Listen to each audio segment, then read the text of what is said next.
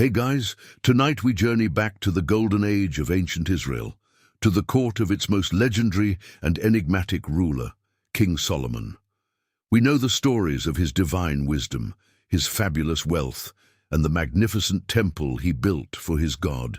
But what if I told you that this great king of peace was born from a scandalous act of adultery and murder, and that he only took the throne through a desperate, last-minute political conspiracy, while his older brother was already celebrating his own coronation? The true story is a tangled web of secrets, ambition, and divine mystery. So, before we begin, if you enjoy these quiet dives into the complex realities behind the legends, please take a moment to like this video and subscribe. And as always, I'd love to know where you're listening from and what time it is in your part of the world. Now, let's step into the tense, perfumed, and politically charged court of an aging King David. Dim the lights and ease into the story of the unlikely boy who would become the wisest man in the world.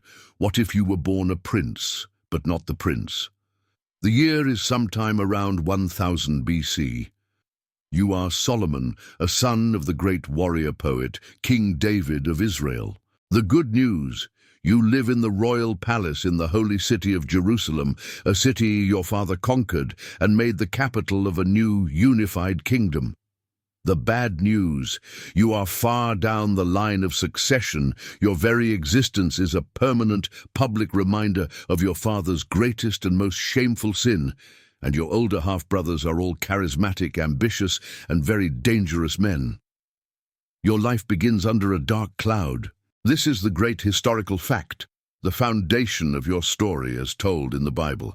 Your mother is the beautiful Bathsheba. Your father, King David, saw her bathing on a rooftop, and desiring her, he summoned her to the palace and had an affair with her, while her husband, Uriah the Hittite, one of his most loyal and honorable soldiers, was away fighting his wars. When your mother became pregnant, your father, in a desperate attempt to cover up his sin, arranged for Uriah to be sent to the front lines of the fiercest battle and abandoned, where he was inevitably killed. Your father then married your mother. You are the second son of this scandalous union. The first died in infancy, an act seen by the court as a divine punishment for your parents' crimes. You are the living embodiment of a royal scandal. You grow up in the complex and dangerous world of your father's court, a world of multiple wives, competing sons, and simmering resentments. This is an obscure but vital detail of your youth. Your father's household is not one family, but many. Each of his wives is the head of her own political faction, scheming to ensure that her own son will be the one to inherit the throne. You are a quiet, observant boy, growing up in a house defined by secrets and whispers. You learn from a very young age that in a royal court, the most dangerous enemies are often the ones who share your blood. The historical reality of the great united monarchy under David and Solomon is a subject of intense debate among archaeologists and biblical scholars. Was it a grand, powerful empire, as the Bible describes, or a more modest local kingdom whose legacy was magnified by later storytellers? The stones themselves are frustratingly silent. But in your story, the story that has been told for 3,000 years, your father's kingdom is a powerful and wealthy state, and the prize of succeeding him is immense. Your oldest surviving half-brother, Adonijah, is the heir apparent. He is handsome, charismatic, popular with the people, and crucially, he has the support of both the army's powerful commander Joab and one of the chief priests, Abiathar. He carries himself as the next king, and everyone in the court expects him to be. He sees you, the quiet younger son born of a scandalous marriage, not as a serious rival, but as a minor, insignificant obstacle. It is a miscalculation that will eventually cost him his life. Because you have two secret weapons that no one in the court, least of all Adonijah, yet understands. The unwavering, fierce, and politically cunning ambition of your mother, Bathsheba, and the secret support of the most powerful prophet in the land, the prophet Nathan. You watch as your father, the great King David, the giant slayer, the poet, the conqueror, grows old and frail. He is bedridden, a weak and fading shadow of his former self. He is losing his grip on the kingdom. And you know, as does everyone else in the palace, that a power vacuum is forming. The transition will not be peaceful. It will be a race for the throne, a race that must be won before the old king's last breath is drawn. And in this race, the loser does not simply go into retirement. The loser and his entire family is erased. You are living on a knife's edge in the palace of a dying king. Your father, David, is a fading lion, kept warm by blankets and a young attendant, but the fire of his great authority is almost extinguished. And in the vacuum of his decline, your ambitious older brother Adonijah decides he has waited long enough. This is the moment the Cold War of the court turns hot. It is the beginning of the end of your father's reign, and perhaps the end of you. Adonijah makes his move. This is a major historical fact of your story, the attempted coup that will change your life forever. He gathers his powerful allies, the formidable general of the army, Joab, and the influential priest, Abiathar. He holds a great sacrificial feast at the sacred spring of En-Rogel, just outside Jerusalem's walls. He invites all the other royal princes and the great men of Judah. It is a bold seizure of power, a coronation party disguised as a religious festival, but he makes one critical, fatal mistake in his guest list. He does not invite you, nor does he invite your mother, Bathsheba, the prophet Nathan, the priest Zadok, or the commander of your father's elite royal bodyguard, Benaiah. This will prove to be a significant social and political blunder. The news of this secret coronation feast reaches the prophet Nathan. He knows what this means. The moment Adonijah is officially proclaimed king, his first act will be to eliminate all other potential claimants to the throne. That means you and your mother. Nathan, a master of courtly intrigue, immediately sets in motion a desperate, brilliant, and deeply risky countermove. The fate of the kingdom and your own life is about to be decided in the next few hours. He goes to your mother Bathsheba, a callback to the woman who was once a passive victim of a king's desire. She is now a formidable political player in her own right, fighting for her son's survival. Nathan lays out the plan. She must go to the ailing King David and remind him of a promise he supposedly once made, a promise that you, Solomon, would be the one to succeed him. It is a masterful manipulation of a dying man's memory. You are not present for this, but you can imagine the scene. Your mother enters the king's darkened chambers. She bows before her husband, the man who murdered her first husband to have her. She tells him of Adonijah's treasonous feast, and then she plays her trump card. "My lord, O king," she says, "you swore by the Lord your God to your servant, saying, 'Solomon your son shall reign after me, and he shall sit on my throne.' So why is Adonijah reigning?" Just as she finishes, as planned, the prophet Nathan enters the room. He confirms the story. He warns the king that if Adonijah succeeds, he and Bathsheba and you will be considered criminals and will be put to death. The biblical narrative presents your father as a passive, almost senile figure in these final days. But perhaps he was a crafty old king, secretly playing one faction against another to ensure his chosen successor would win in the end. Whatever the truth, the plan works. A flicker of the old fire returns to David. He is roused to action. He gives the command.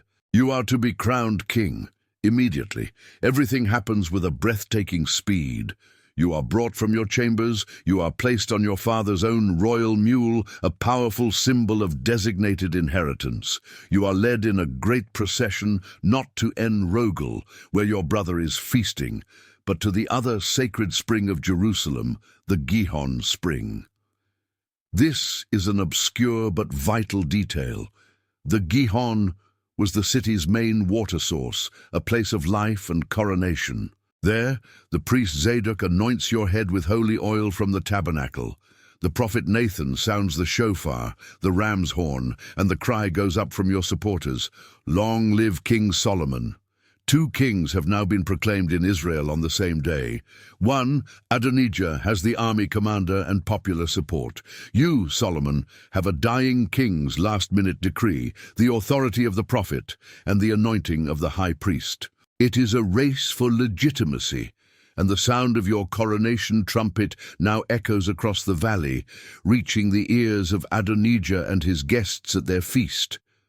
The party, you are told, comes to an abrupt and terrified end. You have won the throne, you have survived, but you have won it not through strength or battle or birthright. You have won it through a desperate palace conspiracy, a manipulation of a dying man's will. And a throne seized in a conspiracy must be secured with blood. A lesson you're about to learn very, very quickly. You are the king of Israel, but your throne rests on a foundation of a dying man's whisper and a palace conspiracy. Your older brother Adonijah is still alive, and he still has the loyalty of the army's commander, Joab. Your ascension is a fact, but it is not yet a certainty. The situation is a tinderbox, waiting for a single spark. Your brother Adonijah, his coronation feast having ended in a wave of panic, is terrified. He knows that in the brutal game of thrones, the loser is rarely offered a generous retirement package. He runs to the holy tabernacle, the dwelling place of the Ark of the Covenant, and clings to the horns of the bronze altar. This is an ancient and obscure but powerful custom, a plea for sacred sanctuary. It is a desperate public act of submission. You are now faced with your first test as king. Do you show mercy, or do you begin your reign by dragging your own brother from the altar of God and killing him? You make a clever, calculated decision. You send a message to Adonijah, granting him a temporary conditional pardon. You tell him that if he proves himself a worthy man, not a single hair on his head will be touched. But if wickedness is found in him, he will die. It is a gesture of mercy that is also a cold, clear threat. You are showing the kingdom that you are magnanimous, but you are also showing your brother that his life is now entirely in your hands. Soon after, your father, the great King David, finally dies. He has ruled for 40 years. He is buried with great ceremony in his city. Before he dies, he summons you to his bedside. You are expecting a final, heartfelt blessing, a passing of the spiritual torch. Instead, the old warrior gives you one last, brutal lesson in the realities of power. This is a major and chilling historical fact of your story. Your father gives you a political hit list. He tells you of the old enemies and the dangerously powerful allies whom he was too politically weak or too sentimental to deal with himself. He charges you, his son and successor, with the duty of cleaning the house. His final piece of fatherly advice is a masterclass in ruthless, posthumous score settling. With your father gone, you are now the sole, undisputed king, and you begin to act. First, your brother Adonijah makes a fatal, foolish mistake. He goes to your mother Bathsheba and asks her to petition you on his behalf for a seemingly small favor. He wishes to marry Abishag, the beautiful young woman who had served and kept your father warm in his final days. To the modern ear, it sounds innocent enough. To the ancient Israelite court, it is an act of high treason. To take a woman from the king's harem, even a non-sexual consort, was a symbolic claim to the throne itself. Whether Adonijah was a fool or if he was subtly testing your authority, your response is absolute. Your mother brings you his request. You feign outrage. Why do you ask for Abishag for Adonijah, you declare to the court? Ask for him the kingdom also. It is the pretext you have been waiting for. You dispatch Benaiah, the loyal commander of your royal guard. Adonijah is struck down and killed. The first name on your father's list has been crossed off. Next is the priest, Abiathar, who had supported your brother's coup. You cannot kill a priest anointed by God, but you can ruin him. You banish him from Jerusalem, stripping him of his office, and send him to live out his days on his country estate.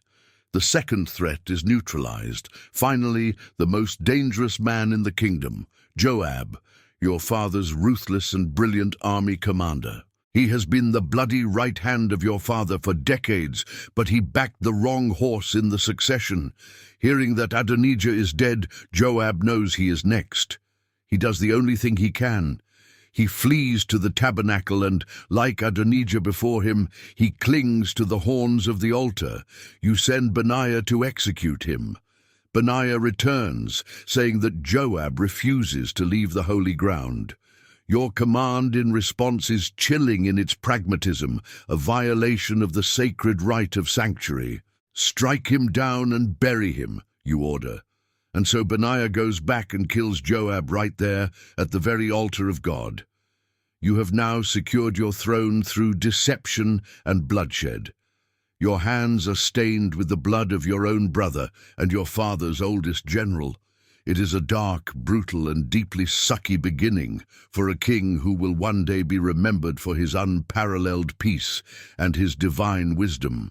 And it is that very wisdom that you will now be asked to prove in a most unexpected and public way. You have secured your throne. A callback to the brutal necessities of your ascension. The ghosts of your brother Adonijah and the old general Joab now haunt the silent corridors of your palace. You have established your authority through a cold and efficient display of force, but a kingdom built on fear alone is a kingdom built on sand. You know that you must now establish your legitimacy, not just with a sword, but with the divine. You need to prove to your people, and perhaps to yourself, that you are not just a usurper who outmaneuvered his rivals, but a king chosen by God.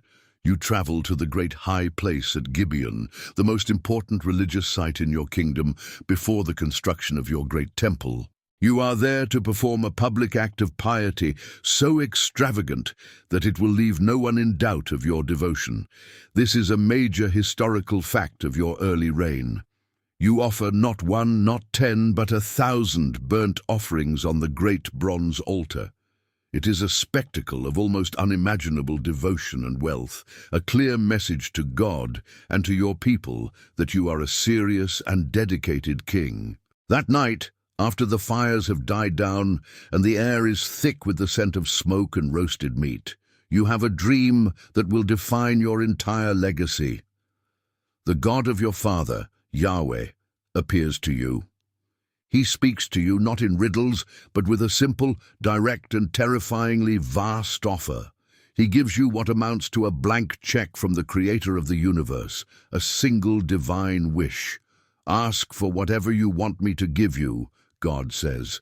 It is the ultimate test. What do you ask for when the divine offers you anything? This is a moment that could define you by greed or by fear. You could ask for unimaginable riches. You could ask for a long life to outlive all your enemies. You could ask for the deaths of those who still oppose you, but you do not. A callback to the brutal choices you have just been forced to make. You have seen enough of blood and power politics. You ask for something else entirely. You ask for a lev shomeah, a listening heart in the original Hebrew. You ask for a discerning mind, for the ability to govern your people justly, to know the difference between good and evil. You ask for wisdom. It is a humble, noble, and incredibly shrewd answer. You have passed the most important test of your life. The story of your dream at Gibeon is a foundational myth of your reign. Was it a genuine mystical experience, a divine anointing that truly transformed you? Or was it a brilliant piece of political narrative, a story told by your court to legitimize your rule and explain your uncanny political skill by attributing it directly to God? The biblical account is clear. God is pleased. He is so pleased by your selfless request that he grants you not only what you asked for, but also what you did not. He promises you riches and honor beyond any king of your generation. You wake up. The morning sun is streaming into your tent. The world looks the same, but it is not. You are a changed man. But this divine gift is not a simple superpower. It is a terrible and glorious burden. The obscure but true nature of wisdom, or hokmah, in your world was not just about being clever. It was a practical, administrative, and almost scientific skill. It was the ability to understand the deep, hidden patterns of the universe, of nature, and most difficult of all, of the human heart. You now have the wisdom to see the complexities, the follies, the greed, and the sorrows of your people with a painful, almost unbearable clarity. And you are now responsible for judging it all. You have been given the mind of a god, but you are still trapped in the body of a man. You return to Jerusalem, no longer just a king who rules by the power of the sword, but a king who must rule by the power of this strange, new, and heavy gift. Your life of simple, brutal power politics is over. Your life of complex, burdensome understanding is about to begin, and the first great public test of this divine wisdom is waiting for you just around the corner. You have returned to Jerusalem, a king blessed by God, burdened with a wisdom that is said to be without equal. But a reputation for wisdom is a fragile thing, a whisper in the corridors of power. It must be proven not with words, but with a public and unforgettable demonstration. Your first great test is about to arrive, not in the form of an invading army or a complex treaty, but in the tragic, desperate cries of two common women. They are brought before you in your royal court of judgment. The great men of the kingdom, your advisors and officials, are gathered. They are watching you. This is a major and vital function of your kingship. You are the supreme court of appeal, the final arbiter of justice for every person in your kingdom. The two women are prostitutes who live together in the same house. They both gave birth to sons at roughly the same time. But one night, one of the infants died. Now, both women stand before you, weeping and shouting, each claiming the single, living baby as her own. It is a case with no evidence, no other witnesses, and no easy answer. The entire court falls silent, waiting to see what their new young king will do. This is your first public exam. You listen patiently as each woman tells her contradictory story. This is my son, who is alive, and your son is the one who is dead, says the first. No, but your son is the dead one, and my son is the living one, cries the second. It is an impossible knot of grief and lies. Your court officials are stumped. There is no legal precedent that can solve this. And so you lean forward on your throne, and with the calm, terrifying clarity of your new divine insight, you deliver a command of such shocking, brutal, and brilliant logic that it silences the entire kingdom. Bring me a sword, you say. A guard brings you a great bronze sword. The two women look on in horror, their argument forgotten, replaced by a new and unified terror. What are you about to do? Cut the living child in two, you command the guard, your voice steady and even, and give half to the one and half to the other. It is a horrifying suggestion. It is also a perfect, flawless trap, not for the mind, but for the human heart. The biblical story of your judgment is a perfect folk tale, a parable of wisdom found in similar forms in other ancient cultures. But whether it was a real historical event or a powerful story told by your supporters to create your legend is less important than the truth it reveals about the kind of king you are seen to be.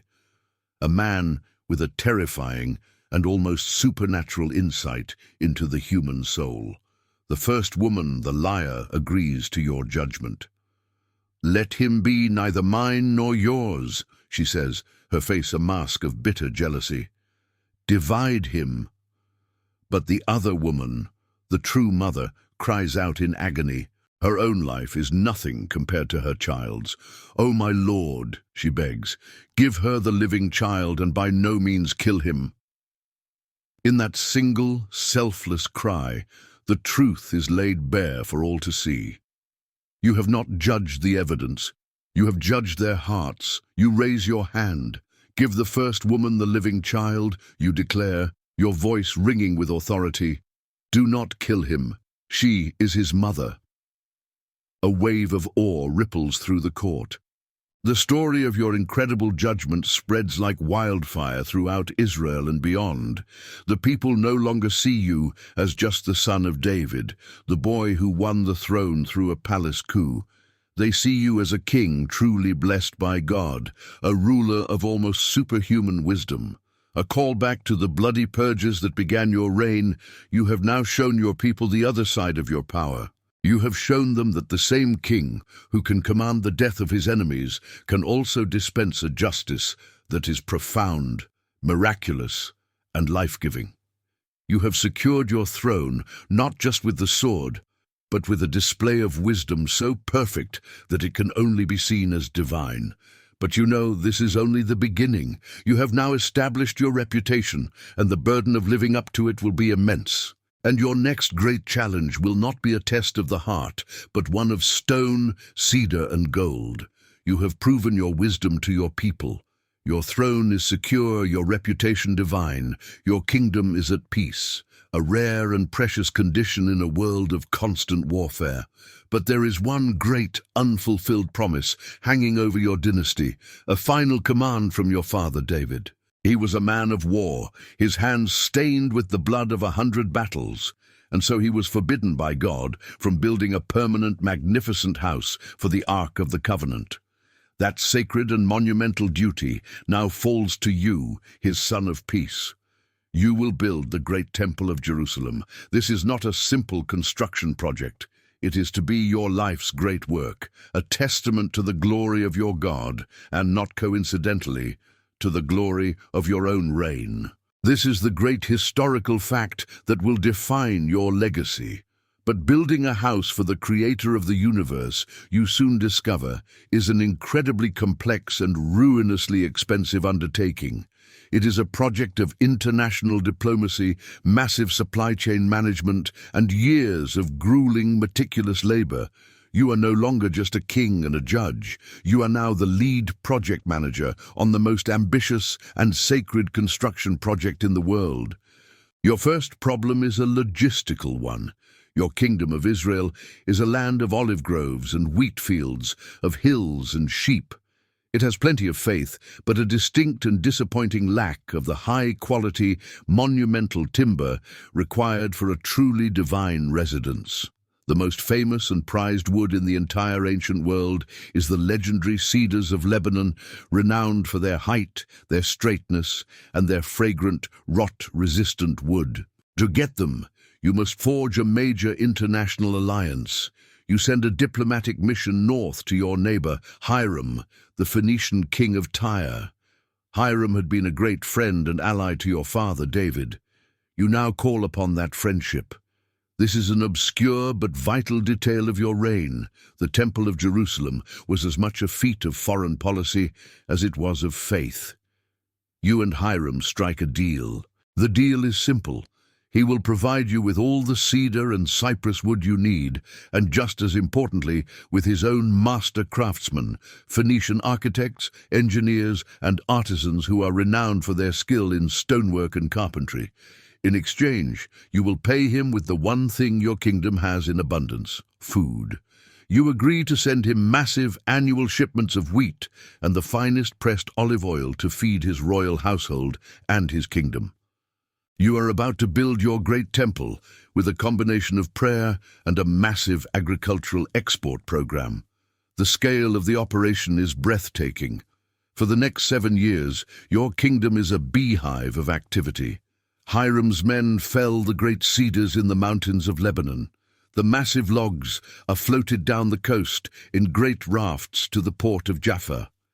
From there, they are hauled by teams of men and oxen up the steep, winding roads to Jerusalem. You institute a system of national compulsory labor, a meter system of your own. 30,000 Israelite men are conscripted into this workforce, serving in rotating shifts of 10,000 men per month. 1 month working in the forests of Lebanon, 2 months back home on their own farms. The scale of your temple, as described in the Bible with its vast quantities of gold, polished stone, and intricate bronze work, has never been verified by archaeology. Its site, the Temple Mount in Jerusalem, is now one of the most holy and inaccessible places on earth. Whether the biblical account is a literal architectural description or a later idealized portrait of a more modest, though still beautiful structure, is a question that remains buried under millennia of faith, war, and conflict. But in your story, the construction is a wonder of the world. The stones are cut and dressed at the quarry so that when they are brought to the temple site, they fit together perfectly. The Bible famously states that no hammer nor axe nor any tool of iron was heard in the house while it was in building. The construction of God's house was to be an act of peace, of quiet creation. You are at the peak of your powers. A callback to your divine gift. Your wisdom is no longer just for solving disputes. It is for managing this immense multinational project. You are overseeing supply chains, managing a workforce of tens of thousands, and maintaining a delicate and expensive diplomatic relationship. This great project will bring you immense glory. It will make Jerusalem the permanent spiritual center of your people for the next 3,000 years. But the immense cost and the methods you are using to acquire the materials and the labor are planting the quiet seeds of a deep resentment, particularly among the northern tribes of your kingdom, that will one day tear your perfect, unified creation apart. For 7 years, the city of Jerusalem has been a great construction site, a symphony of stone, wood, and labor, all dedicated to the glory of God. Now, the great temple is complete. It is a wonder of the ancient world, its interior gleaming with gold, its chambers filled with the scent of burning incense and Lebanese cedar. You have fulfilled your father's greatest wish. You have built a permanent home for the Ark of the Covenant. But your ambition, it turns out, is far from satisfied. You have spent 7 years building a magnificent house for God. Now, you will spend the next 13 years building an even larger, even more magnificent one for yourself. Your piety is profound, but your love of luxury is, it turns out, even more so. Your royal palace becomes the next great project of your reign, and with it your kingdom enters its fabled golden age. The biblical story of your reign is one of almost unimaginable wealth. It is a tale of a king who drinks only from golden goblets, whose throne is made of ivory and overlaid with the finest gold, who builds a navy and who makes silver in Jerusalem as common as stones on the street. But where did all of this wealth actually come from? It did not spring from a magical mine or fall from the heavens. It came from a much more boring and far more revolutionary source.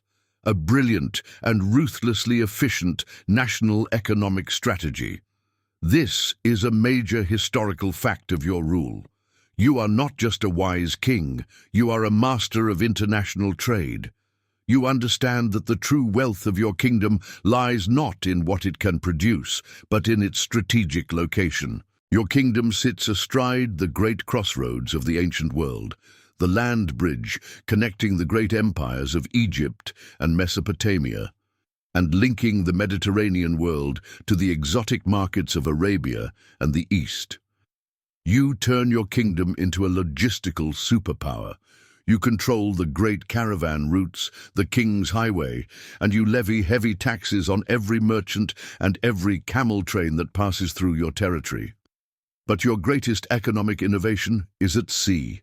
A callback to your alliance with the Phoenicians, you and your partner King Hiram of Tyre build a great fleet of ships at the port of Ezion Geber on the Red Sea. From here, you launch a series of ambitious and incredibly profitable long-distance trade expeditions. Your ships, it is said, sail to a distant, semi-mythical and fabulously rich land called Ophir.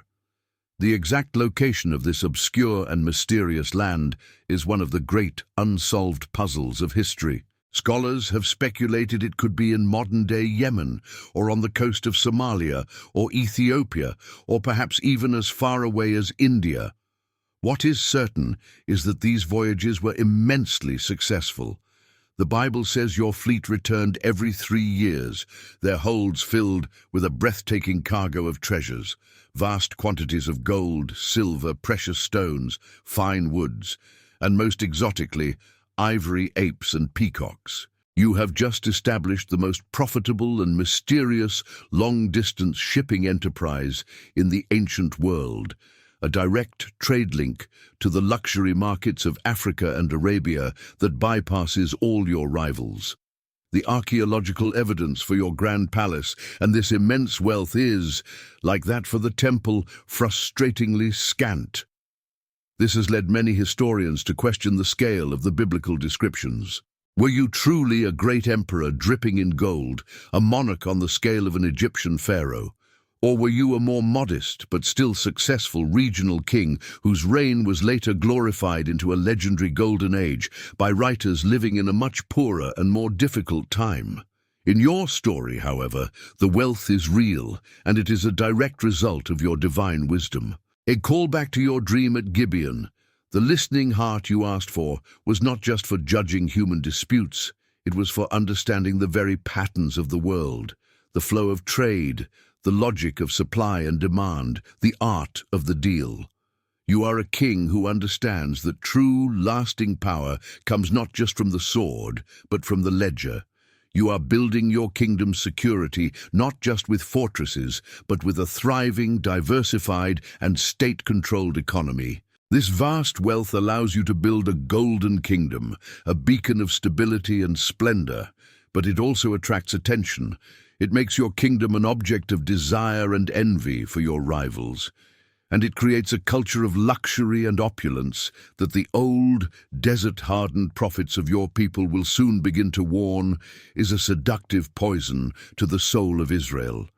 You have built your temple, you have built your palace, you have established a trade empire that brings the riches of the world to your doorstep.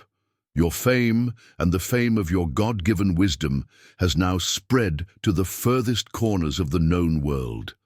It is carried along the caravan routes with the frankincense and myrrh whispered in the courts of distant kings. And now, this fame has attracted the attention of another legendary ruler, a monarch from a remote, almost mythical land of spices and gold. The Queen of Sheba is coming to Jerusalem. She is not coming as a supplicant or as an ally seeking a treaty.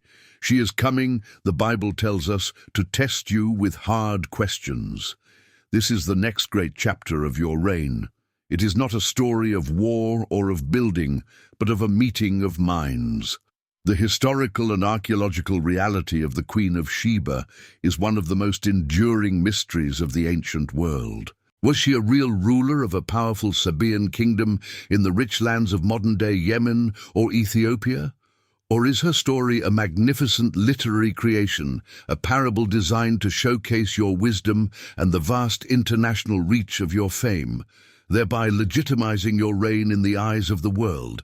In your story, she is very real, and she is your greatest intellectual and diplomatic challenge. Her arrival in Jerusalem is a spectacle of almost unimaginable wealth. She does not come alone. She arrives with a massive caravan of camels, a procession so large it temporarily overwhelms the city. And they are laden with gifts that make even your own vast treasures seem modest. She brings a fortune in gold, a vast quantity of precious stones, and most valuable of all, an unprecedented amount of exotic spices, particularly frankincense, a commodity more precious than gold in the ancient world. This is not a simple state visit. It is a display of immense power and wealth, a summit between the two great commercial superpowers of the age.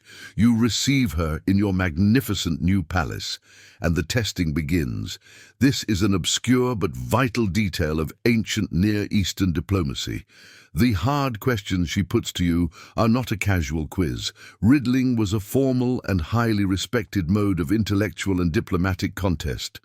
A king's ability to solve complex metaphorical and philosophical riddles was seen as a direct measure of his divine insight and his fitness to rule. She is not making small talk. She's conducting a formal, high-stakes examination of your legendary wisdom. The Bible does not record the specific riddles she asked, but later traditions are full of them. She might have asked, "What is the thing that is an enclosure with 10 doors? When one opens, 9 are shut, and when 9 open, 1 is shut." The answer: the womb. She might have asked you to distinguish between identical-looking boys and girls, or to thread a sapphire with a complex hole. For every puzzle, every riddle, every philosophical conundrum she presents, you have a perfect, immediate, and profound answer. A callback to your dream at Gibeon. The listening heart you were given allows you to see the hidden patterns and the simple truths at the heart of her most complex questions. She is, the story says, utterly overwhelmed. She is stunned not just by your ability to answer her questions, but by the sheer, orderly magnificence of everything she sees. She sees your palace, the food on your tables, the uniforms of your servants, the great burnt offerings rising from your new temple. She finally concedes. "The half was not told me," she declares. "Your wisdom and prosperity exceed the fame of which I heard." You have passed her test. You have proven yourself to be her equal, not just in wealth, but in mind. This is not a story of seduction or romance, as some later legends would claim. It is a story of profound, mutual respect between two brilliant, powerful, and cautious monarchs. You forge an alliance, you trade gifts, you exchange not just goods, but knowledge. And then she returns to her own country. Her visit has solidified your international reputation. You are no longer just a powerful regional king. You are Solomon the Wise, a figure of almost mythical stature, whose fame is now known from the shores of the Mediterranean to the spice kingdoms of the distant south. You are at the absolute zenith of your power and glory. And it is from this great height that the slow, tragic decline of your kingdom will begin. You are Solomon the Wise, the great king of Israel, and your fame is a beacon that draws the world to your gates.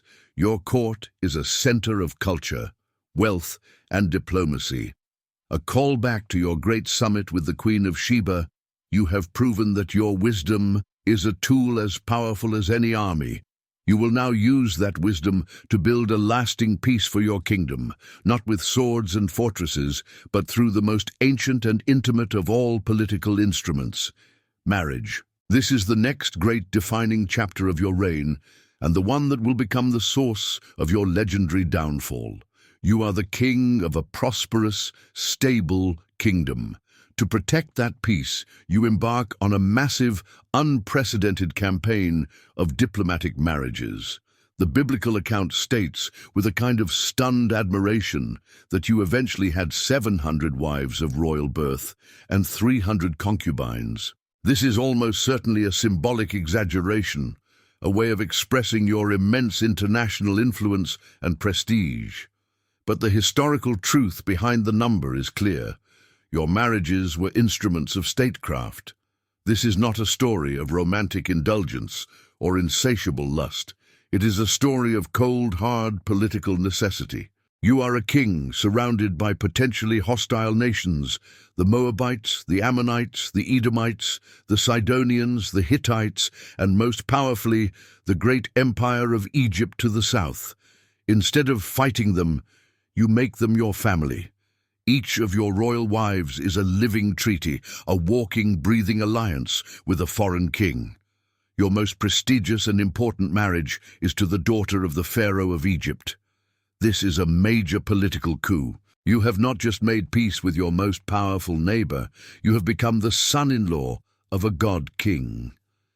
But this grand strategy for international peace creates a new and incredibly complex domestic problem. Your royal palace in Jerusalem is now home to hundreds of foreign princesses, each with her own entourage of servants, her own language, her own customs, and, most problematically, her own gods. The palace is less a home and more a permanent high-stakes United Nations summit where all the delegates are married to you. The potential for diplomatic incidents over breakfast is immense. A callback to the bloody rivalries that defined your own father's much smaller household, you have now willingly imported those same tensions on a global scale. The logistics of managing this royal harem are a full-time job. It is an obscure but vital detail of your court. The harem is a massive, self-contained institution within the palace. It has its own administration, likely run by trusted eunuchs. It has its own budget, its own kitchens, its own guards. And it is a hotbed of quiet, constant intrigue. The rivalries between the different queens, each vying for your favor, for the prestige of their home country, and for the potential of their own son to be named your heir, are a constant, simmering political fire that you must constantly work to contain. Your wisdom is now applied not to judging your people, but to managing the incredibly complex and volatile politics of your own massive, multinational family. You are a master diplomat, and you handle it with grace. You treat all your wives with honor. You build them their own residences, you respect their customs, and this is where you make your most fateful and controversial decision. To keep the peace with your many fathers-in-law and to honor your wives, you allow them to continue to worship their own gods. You, the king who built the great temple to the one God of Israel, now begin to build shrines and altars within sight of Jerusalem for the gods of your foreign wives, for Ashtoreth, the goddess of the Sidonians, for Chemosh, the god of Moab, and for Moloch, the fire god of the Ammonites. It is, from one perspective, an act of incredible religious tolerance, a wise and pragmatic policy designed to ensure peace and harmony in a multicultural empire. But from the perspective of the zealous prophets and priests of your own nation, it is an act of catastrophic apostasy. You have built a peaceful and prosperous empire through these marriage alliances. But you are about to discover that in welcoming the daughters of foreign kings, you have also welcomed their foreign gods. And that decision, born of political necessity and diplomatic wisdom, will be the one that, according to your own holy books, will poison your soul and lead to the eventual ruin of your golden kingdom. You are at the pinnacle of your golden age. Your kingdom is a nexus of international trade, your palace is a wonder of the world, and your harem is a living library of political alliances. You have built a multicultural empire founded on a policy of pragmatic tolerance. You see this as the ultimate expression of your divine wisdom. But there are men in your kingdom, holy men, who see it as the ultimate betrayal.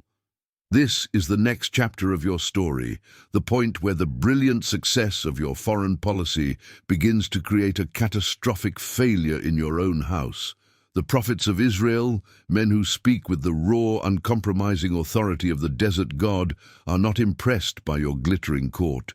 They are not awed by your diplomatic marriages. They see the shrines you have built for the gods of your foreign wives, a callback to your policy of appeasement, and they see a spiritual cancer. They see a king whose heart has been turned away from the one true God by the whispers of foreign women. They see an apostate, and one of these prophets, a man named Ahijah the Shilonite, decides that the time for quiet disapproval is over. This is a major historical event, as told in the Bible, that marks the beginning of the end for your unified kingdom. The prophet Ahijah seeks out a young, brilliant, and incredibly ambitious official in your own administration, a man named Jeroboam. You had promoted Jeroboam yourself, recognizing his immense talent and putting him in charge of the forced labor gangs from the northern tribes. You do not know that this talented young man, a man you have elevated, has a heart full of resentment for the heavy taxes and labor you have imposed on his people, and a prophet is about to give that resentment a divine purpose. Ahijah meets Jeroboam on a road outside Jerusalem.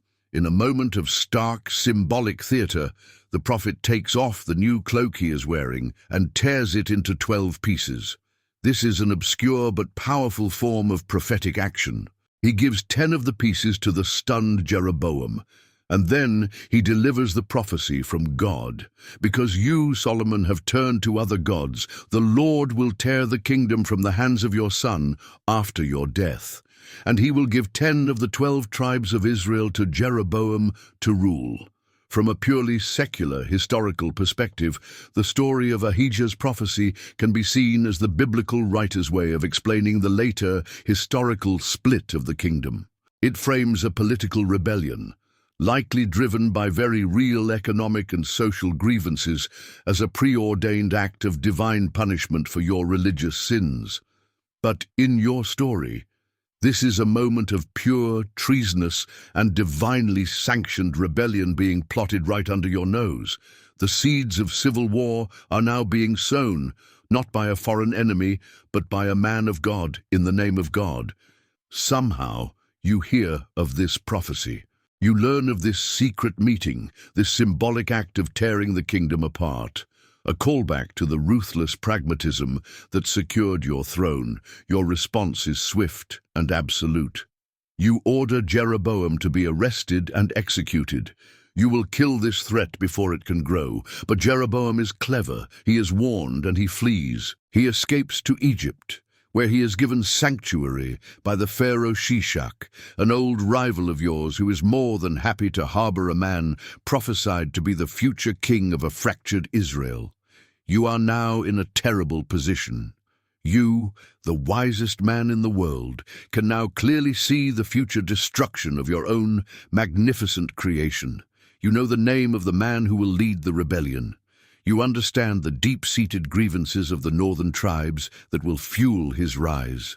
And you are powerless to stop it. You have tried to kill him, and you have failed.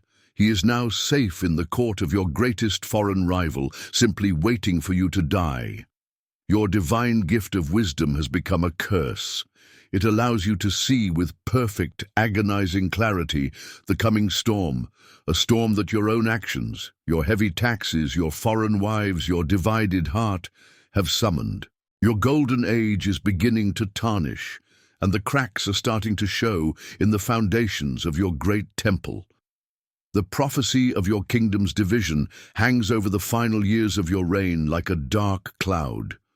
Your great enemy, Jeroboam, is safe in Egypt, a guest of the Pharaoh waiting for you to die. You have seen the future, a callback to your divine gift of wisdom, but that wisdom now serves only to illuminate the coming doom. And it is here, as you transition from a king in his prime to an aging monarch, that we must pause and confront the great, frustrating, and fascinating mystery of your entire existence. The Bible paints a picture of your kingdom as a glittering, powerful empire, a place of legendary architecture and unimaginable wealth. But there is a strange and unsettling problem. When modern archaeologists dig for this great empire, they find almost nothing.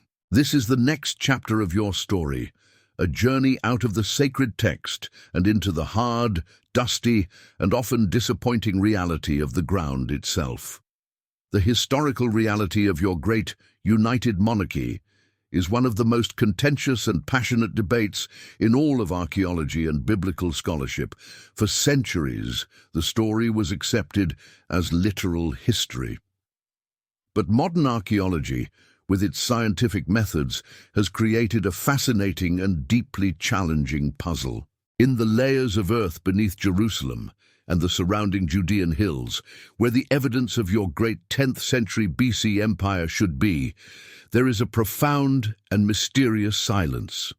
There are no undisputed ruins of your magnificent temple, No archaeological trace of your sprawling 13-year construction of the royal palace. There are no grand monuments bearing your name, no royal inscriptions detailing your great deeds, a stark contrast to the boastful monuments left behind by the pharaohs of Egypt or the kings of Mesopotamia. The archaeological evidence for a large, wealthy, powerful, and highly centralized state in this period is, to put it mildly, scant. This lack of evidence has split the scholarly world into two main camps. On one side are the maximalists, who argue that the biblical text is a largely accurate historical account. They contend that later destructions of Jerusalem, particularly by the Babylonians, simply wiped the slate clean. They argue that we just haven't found the right evidence yet, that it remains buried deeper, perhaps under the sacred and politically inaccessible ground of the Temple Mount itself. On the other side are the minimalists. They argue that the grand empire of David and Solomon, as described in the Bible, is largely a literary creation, a brilliant work of political and theological propaganda written centuries later. They suggest that in the 10th century BC, Jerusalem was likely just a modest hill town, and you and your father were probably just small-time tribal chieftains, your local importance magnified into a legendary golden age by later writers. These later writers, likely working during the period of the Babylonian exile, were trying to create a glorious history for a defeated and humiliated people. A story that would give them a sense of national pride and a hope for future restoration. This is an obscure but common literary pattern in the ancient world, the creation of a golden age myth. So what are you? Are you a mighty emperor whose physical works have been lost to time and the violence of history? Or are you a legend, a symbol, a literary character created to give a people hope in their darkest hour? The search for the answer takes us away from the sacred texts and into the ambiguous evidence of the earth itself. There is no easy answer. A single stone inscription found in northern Israel, the Tel Dan Stele, mentions the House of David, proving that your father's dynasty was known by its enemies. But the leap from a known dynasty to a great empire is one that archaeology, so far, has struggled to make. The passionate and often highly political debate between the biblical text and the archaeological record is a perfect example of how difficult it is to touch the true reality of the ancient past. You are a man who has become a story so powerful that it has shaped the world for 3,000 years. But the man himself, the historical king who ruled from a very real city of stone and dust, remains a ghost. A shimmering figure forever trapped in the hazy, contested ground between faith and fact. Let us return from the dusty, uncertain world of modern archaeology to your own story, to the golden, sun-drenched reality of your reign as told by the biblical chroniclers. You are Solomon, the wisest of all kings, the master of a peaceful and prosperous empire. But the seeds of destruction, a callback to the consequences of your diplomatic marriages, have been sown, and they are beginning to sprout. Your great unified kingdom, built over a lifetime of careful statecraft, is beginning to fray at the edges. The biblical story frames this as a divine punishment. Because your heart, in your old age, was turned away from a singular devotion to the God of Israel by the influence of your many foreign wives and their gods, Yahweh began to raise up adversaries against you. From a secular historical perspective, this was a predictable geopolitical consequence. Your father, David, had built his empire through brutal conquest, creating a legacy of deep-seated resentment among the neighboring peoples he had subjugated. As your own power and attention began to wane in your later years, it was only natural that these old enemies would seek to reclaim their independence. The first of these adversaries is a ghost from your father's bloodiest campaigns. A man named Hadad, a prince of the southern kingdom of Edom. When he was just a boy, your father's notoriously brutal general, Joab, a callback to the man you yourself executed at the altar, had systematically massacred all the males in Edom. Hadad alone escaped, a fugitive prince who found refuge in the court of Egypt. He has been waiting there for decades, nursing a profound and patient hatred, waiting for his moment of revenge. Now, with David long dead and you an aging king, he returns to his homeland and begins to wage a relentless guerrilla war on your southern frontier. At the same time, another enemy rises in the north. A man named Rezon, a former officer in a Syrian army, seizes control of the great city of Damascus and declares himself king. He becomes a bitter, lifelong enemy of Israel, constantly harassing your northern borders. This is a major historical fact as told in the Book of Kings. These are not just random rebellions on distant, unimportant frontiers. This is a strategic nightmare. This is an obscure but vital detail of your empire's geography. Edom, in the south, controls the overland trade routes to Arabia and the sea routes to Ophir from your port on the Red Sea. Damascus, in the north, is a vital hub on the great caravan route to Mesopotamia. The two great arteries that feed the wealth of your kingdom are now being systematically attacked and constricted. The economic empire you so brilliantly built is being dismantled. You are the great King Solomon, a man whose name is synonymous with peace. And yet, the final years of your long reign are consumed by a series of draining, expensive, and deeply frustrating low-grade frontier wars. You are forced to send your armies out to fight these brushfire conflicts, bleeding your treasury and your manpower. The golden age of absolute security is over. The cracks are beginning to appear in the perfect facade of your empire. But the enemies outside your kingdom, as troublesome as they are not the greatest threat you face. A callback to the prophecy of Ahijah, the most dangerous enemy is the one you have nurtured within your own house. The internal threat, the one that will ultimately shatter your kingdom, is about to re-emerge. You have built a house of gold and cedar, but you now live in a state of quiet, constant dread, knowing that its foundations are being eaten away from both the outside and the inside. The sun is beginning to set on your golden age, and the shadows are growing long. Your golden kingdom is now under siege from without. The ghosts of your father's conquests have returned to haunt your borders, a callback to the enemies now harassing your trade routes. But as you pour your resources into these frustrating and unwinnable frontier wars, a more dangerous and insidious problem is festering within the heart of your own kingdom. This is the next phase of your story, the slow, quiet, and bitter unraveling of your own people's loyalty. Your great temple is a wonder of the world. Your palace is a marvel of gold and ivory, but these grand projects were not built with magic. They were built with something far more costly, the sweat, the toil, and the growing, simmering resentment of your own subjects. This is the great, unglamorous historical fact of your golden age. It was incredibly expensive. To pay for your imported Lebanese cedar, your Phoenician craftsmen, your vast quantities of gold from Ophir, and the immense cost of maintaining your 1,000 wives and their royal households, you have instituted a system of heavy, systematic, and highly efficient taxation. Each of the 12 districts of your kingdom must, for 1 month of the year, provide all the food and supplies for your entire royal court. It is a massive burden on the farmers and the local villages. Your kingdom is prosperous, but the people are beginning to feel the strain. The golden age is very, very expensive for everyone who is not you, but the greatest burden, the one that truly plants the seeds of rebellion, is the corvée.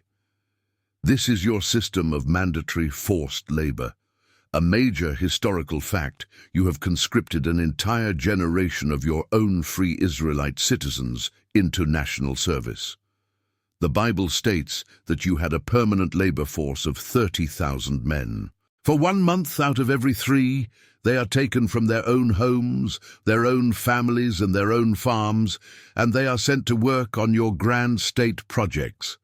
They are the ones who work in the quarries, cutting the great stones for your buildings. They are the ones who work in the forests of Lebanon, alongside the Phoenicians, felling the great cedars.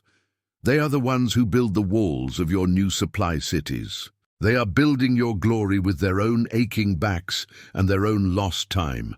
And this burden is not shared equally. This is an obscure but vital detail that will become the fault line that will crack your kingdom in two. The heavy burden of the taxes and the forced labor falls disproportionately on the 10 tribes in the north of your kingdom. Your own powerful southern tribe of Judah, the tribe of your father David, is largely exempt. You are building your magnificent capital, Jerusalem, in the heart of your own tribal territory, using the forced labor of the northern tribes, who begin to feel less like fellow citizens and more like exploited subjects.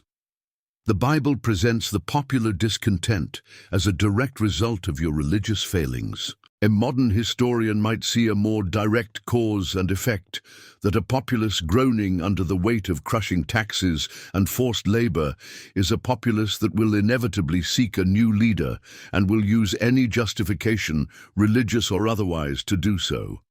A quiet, deep-seated resentment is growing in the north. It is a feeling of being used, of being treated as a separate and lesser part of the kingdom.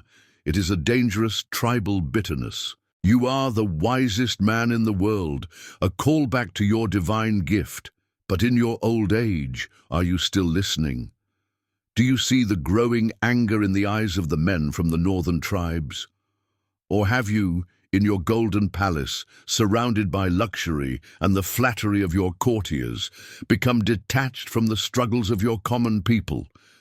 The story suggests you have become blind. You see the glory of your finished temple. You do not see the cost. This widespread, simmering resentment is a field of dry grass, waiting for a spark. And the man who will one day provide that spark, the man the prophet Ahijah anointed with his torn cloak, is still waiting in Egypt.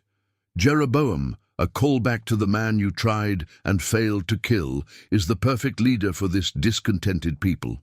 He is one of them, from the northern tribe of Ephraim, a man who had been a supervisor of the very forced labor projects that they all now despise. He understands their anger because it is his anger.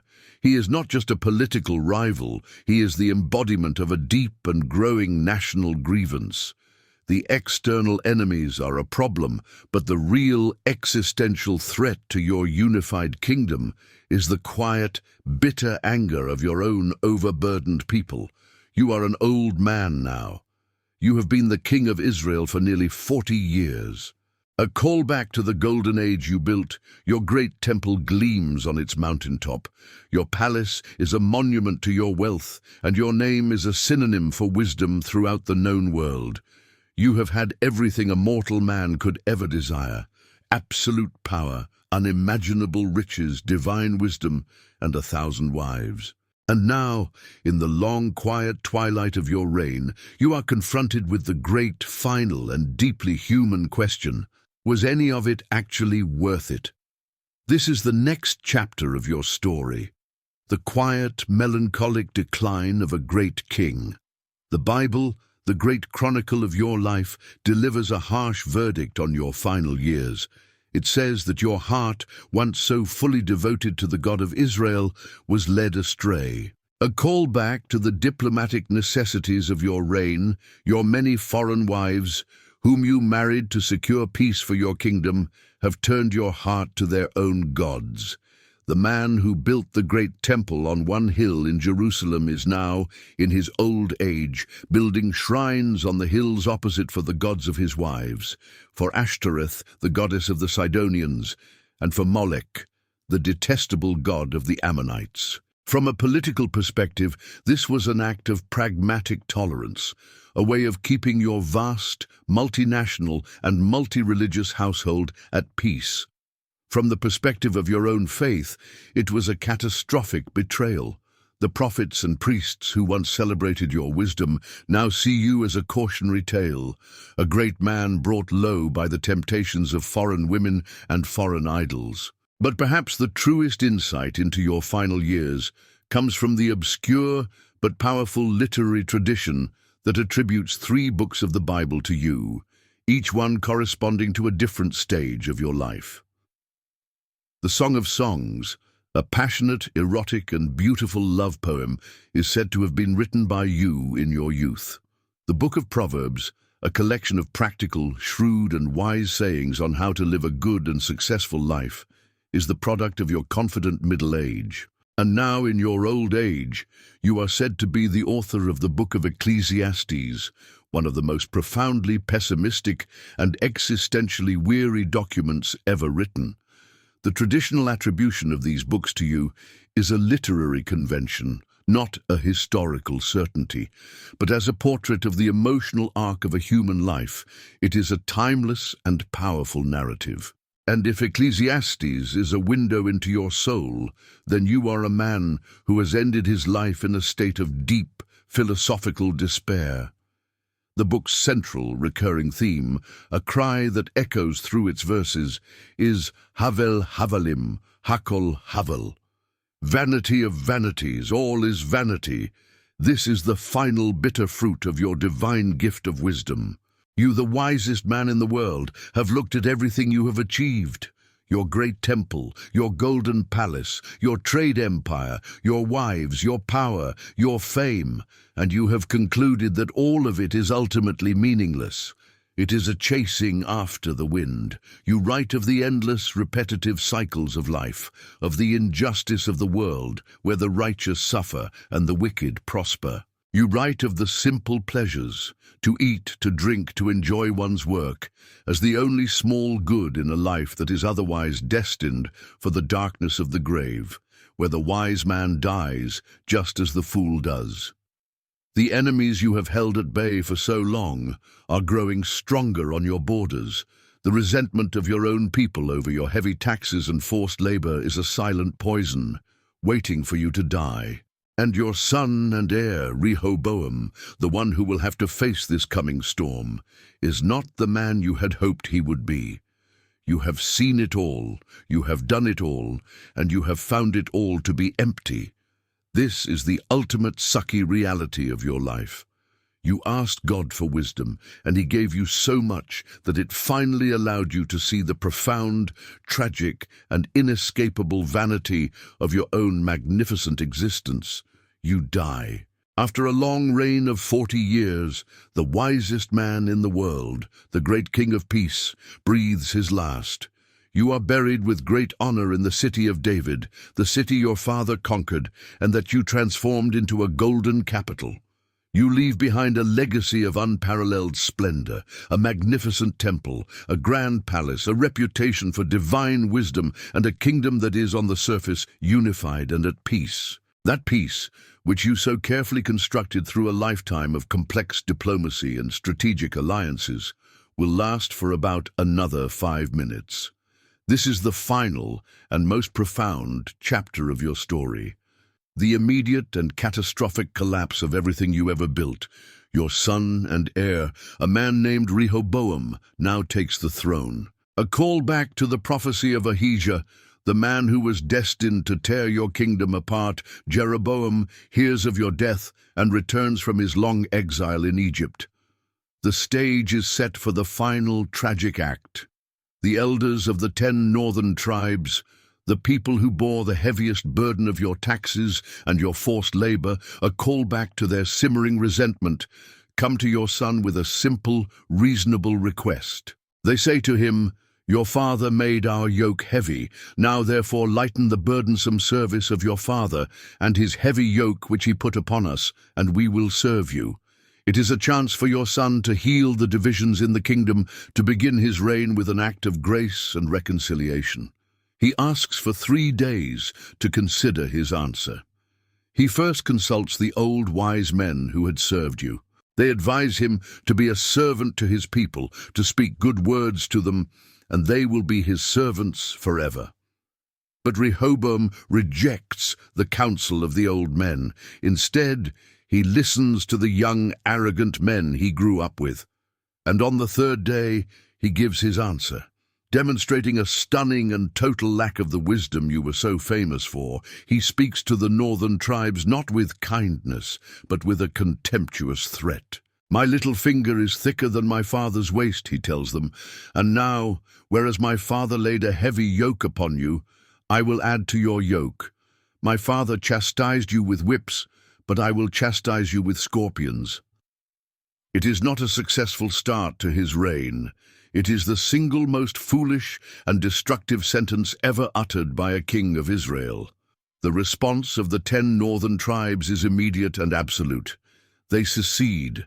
They make your old enemy, Jeroboam, their new king. Your great unified kingdom, the work of your life and your father's life, is shattered forever in a single moment of spectacular arrogance. It has taken your son less than a week to completely and utterly undo 40 years of your own political genius. And so your story ends, not with the memory of your own quiet philosophical despair, but with the loud, crashing ruin of your great legacy. You, the wisest man in the world, built a magnificent, glittering empire, but its foundations were silently rotting with the resentment of your own overburdened people. Your legendary wisdom was in statecraft, in trade, in architecture, in understanding the deep patterns of the world, but it failed in the one place it mattered most, in the raising of your own son. You built a house of gold, but you left it to a fool who broke it in an instant. And so the final melancholic truth echoes down through the centuries, a whisper from your own book of Ecclesiastes. You have done great works. You have gathered silver and gold. You have acquired wisdom. And what does it profit a man? For he must leave it all to the one who comes after him, and who knows whether he will be a wise man or a fool.